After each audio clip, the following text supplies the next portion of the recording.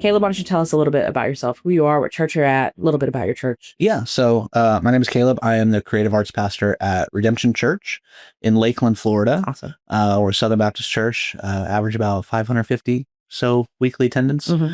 And we've been a church now for 9 years. We celebrate our 10th birthday in January of That's so cool. this upcoming year. That's awesome. Yeah. So before using text in church, what were some of the biggest challenges that your church faced when it comes to communication? Yeah, so we are a relatively young church plant. We were a portable church for the first couple of years, met at a civic center in Lakeland. And some of our challenges that we faced was one, like people just didn't know where we were. Yeah. Because we didn't have like a system or communication system, a lot of times, any sort of like guest follow-up or communications came from like my personal cell phone number right, or our lead pastor's personal cell phone number. Yep. And it was always a little bit awkward to do that. We didn't have any sort of like kind of regular routine or rhythm of follow-up. And so didn't quite know we were seeing people show up for the first time, but we weren't able to like know if they came a second time or there was retention or follow-up happening or follow-through happening with that. Yeah. So can you think of a time specifically that somebody fell through the cracks because your follow-up process wasn't working or didn't exist, or, like a specific story that you can think of?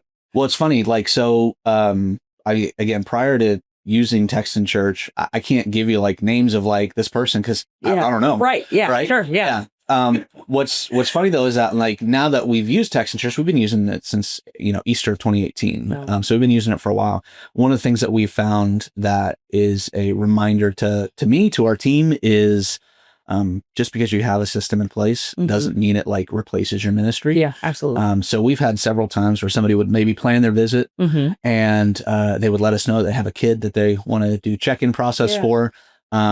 And we don't automate that. Yeah. Like, because we want you to have a chance to meet the person, whether you're the check-in person or the kids director or hospitality director. And so there were several times those first couple of months where it was like, oh, they're not in our system. And so they would show up and like, we tell them that everything is ready for them and everything is not ready for them. It's like, this doesn't automate things fully. Yeah. Sure. It doesn't replace ministry. It enhances your ministry. It supplements it. And so it allows you to actually get a chance to get to know the person ahead of time so that when you do meet them, you have a connection to them. Yeah. That's awesome.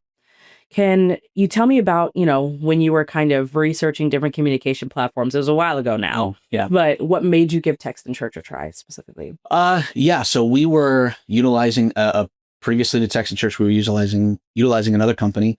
Didn't quite have what we were looking for, what we needed. And so I just started researching, started Googling like other, specifically for churches. I was looking for communications for churches, and text in church popped up, had a 30-day free trial. And so we're like, let's give that a shot. Yeah.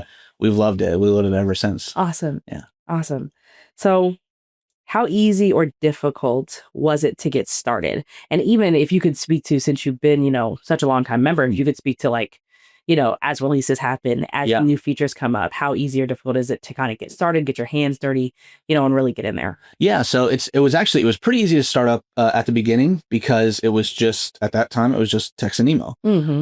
Very simple setup, integrated well with Planning Center. Love the integrations that Text and Church does.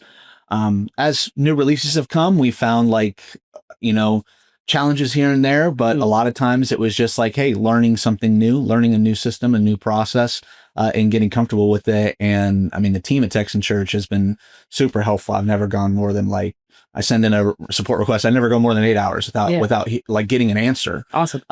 And so it's been excellent to work with the team. And as new features come out, or maybe as challenges present themselves within our church structure, even if it's unique to our church, there's a solution. There's an option for us. Yeah, that's awesome. So can you talk about maybe a feature or even maybe a workflow specifically that was like a game changer for your church? Well, so we've been using Planning Center since the beginning as a church. And so that was part of the thing. Well, that was one of the things that really like turned us on to Text and Church, was the integration of Planning Center. And just as things have started to progress and grow, the integration that Texan Church has specifically with our database, with Planning Center, both with the people side of it, the database side of it, but now the integration with our unique groups, and the ability to sync to lists of people within that database has just been so helpful. I mean, I'd probably say 80% of our groups within Texan Church are synchronizations with Planning Center. Oh, wow. And so we very rarely does somebody enter Texan Church without previously entering our database. Yeah. So there's very few times where we don't have synchronization between that. And so that's been our biggest help. The other thing that really was helpful for us was the calling feature with Texan Church. It's been great because we are primarily a part-time staff. Yeah.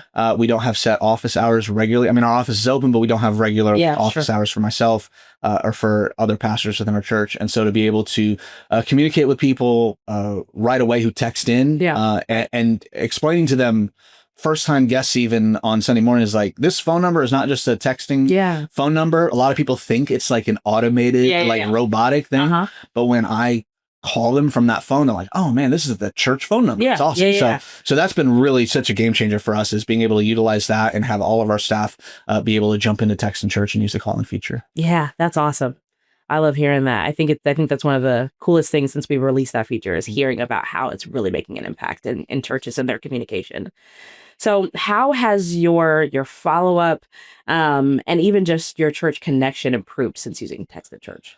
Well, I mean, being able to capture a person's information before they come to our church has been super helpful. One of the things that we talk about within our hospitality team and within our staff is, if somebody is giving you their information prior to showing up on Sunday, means they want to be known. And it's very easy we have a guest tent, and so we have a gift bag. And so again, if somebody grabs a gift, it's like, okay, they're identifying themselves as new. And so the person that wants to be identified as new, or that wants to be identified as a guest, it's been super helpful for us. And so that's been our biggest kind of shift within our team, not just within our hospitality team, within like all of our ministry teams, our worship team, our kids team. It's like, hey, this person grabbed a gift, they're new. This person texted in and gave us their kids' information. You gave us your kids' information before you showed up. Okay. This person wants to be noticed. And so it's been an important kind of culture shift for us. And it's been great. And our team has really been able to step into that. And it's been great because once you give us your information, if I know that you've shown up, I'm able to follow up with you a second time, just automatically, because again, we've already captured your information. And it's been great. Yeah, that's awesome. So could you share a specific story of when you can think about how Texan Church made an impact in your ministry? Maybe with someone, there was, a guest that came and you really saw, the ministry impact that you were able to have because of Texan Church. Yeah, so we actually in 2023 we did a capital campaign where we kind of renovated some space for our kids ministry. Oh, awesome. And one of the things that we learned while doing that is that people who were coming in the middle of the year, we weren't they were not sure what was happening. So we were talked about money a lot, unfortunately, during the year, because that was what our need was.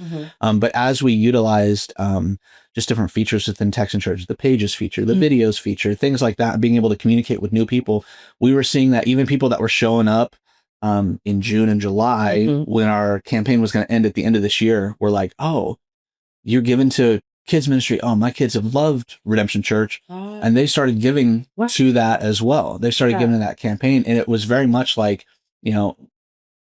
it felt like the parable of the workers in the vineyard. Yeah. Where it's like, we're at the final, September, October, we're getting ready, we're launching the building. Yeah. And we're talking about how we're ending our capital campaign. People were like, oh, let me assist with that. I would love to help do that. And so being able to use Texan Church to communicate in multiple different facets has been just a game changer for us as it relates to, particularly with activating givers. Yeah. Which I know is like a weird thing to talk about sometimes when we're talking about guest follow-up and things like that. But being able to communicate what our church is doing this year, our entire theme this year is about generosity, and people walking in the middle of the year and going, I believe in this ministry. And it's because of our communication through that. Yeah. Beautiful. Yeah. What would your communication look like today if you didn't have Texan Church? A lot more people would know my cell phone number. If we don't want, yeah, and yeah, yeah. So I mean, yeah, a lot of it was prior to using text in church. Was I was sending the text, I was making the calls. Brandon was sending the text, making the calls. Our lead pastor. Yeah. And it was had a lot more phone numbers in my in my database. Probably a lot more stress too. Yes. Yes. Yeah. Because it was a lot less automated. Yeah. All right. Last question. If there was another church that was on the fence about text in church, what would you tell them? Absolutely give them a trial. Give them the 30-day trial. It's amazing. Like 30 days doesn't feel like a lot of time. I mean, you can set up a workflow for, plan your visit and guest retention probably in a 24-hour period, and you'll see the impact by next Sunday. Yeah. If you already have the infrastructure in place for meeting guests, it's been a game changer for us, and it's been really, really helpful. I mean, our leadership team has just kind of like, in many ways, has let me just like, Caleb, what are you doing with Text in Church? It's like, well, this is a new feature that they offered, and so I want to test it out. Like, all right, we trust you. Yeah. Like we've seen the results, and so it's just been great. It just gives me the freedom. It gives our team the freedom. Again, part-time staff to be able to do that. So it's definitely give them a shot. And if you need help, ask our support team. The support team is incredible, and it's been great. Awesome, Caleb. Thank you so much for your time. Okay. Thank you.